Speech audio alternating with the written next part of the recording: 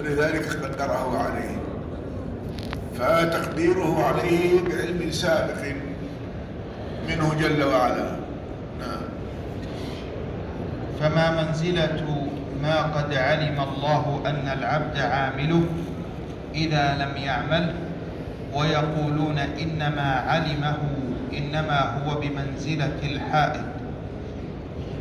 قال: قلت: فمن قال قد علم الله أني عامل كذا وكذا وقد جعل الاستطاعة إلي ألا أعمله ولا بد لي من أن أعمله، قال: هذا قول من قول أهل القدر وهو الهمل ويخرجهم إلى الكفر. أنه في هذه الحال يدعون أنهم قادرون على أن يعملوا ما لم يعلمه الله أو ما لم يقدره الله. قال: وحدثنا أبو القاسم حفص بن عمر الحافظ قال: حدثنا أبو حاتم محمد بن إدريس الرازي قال: حدثنا عبد الله بن صالح قال: كتب الأوزاعي إلى صالح بن بكر: أما بعد، فقد بلغني كتابك تذكر فيه أن الكتب قد كثرت في الناس، ورد الأقاويل في القدر بعضهم على بعض، حتى يخيل إليكم أنكم قد شككت فيه، وتسألني أن أكتب إليك بالذي استقر عليه رأيي وأقتصر في المنطق، ونعوذ بالله من التحير من ديننا واشتباه الحق والباطل علينا. اللهم آمين. وأنا أوصيك بواحدة، فإنها تجلو الشك عنك وتصيب بالاعتصام بها سبيل الرشد إن شاء الله تعالى.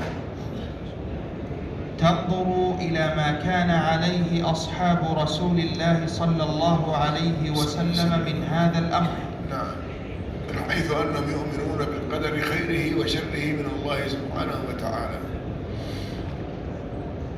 فإن كانوا اختلفوا فيه فخذ بما وافقك من أقاويلهم، فإنك حينئذ منه في سعة. وإن كانوا اجتمعوا منه على أمر واحد لم يشذ عنه منهم أحد، فأين المذهب عنهم؟ يعني ما ينبغي لك أن تخالفهم، بل تلتزم بما أجمعوا عليه. نعم. فإن الهلكة في خلافهم، وإن لم يجتمعوا على شيء قط فكان الهدى في غيره. وقد أثنى الله عز وجل على أهل القدوة بهم. نعم.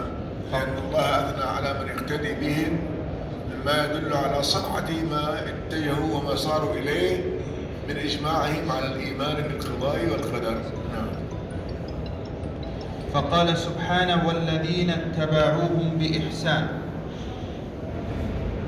واحذر كل متأول للقرآن على خلاف ما كانوا عليه منه ومن غيره، فإن من الحجة البالغة أنهم لا يقتدون برجل واحد من أصحاب رسول الله صلى الله عليه وسلم أدرك هذا الجدل فجاء معهم عليه وقد أدركه. هكذا أدرك هذا الجدل. نعم.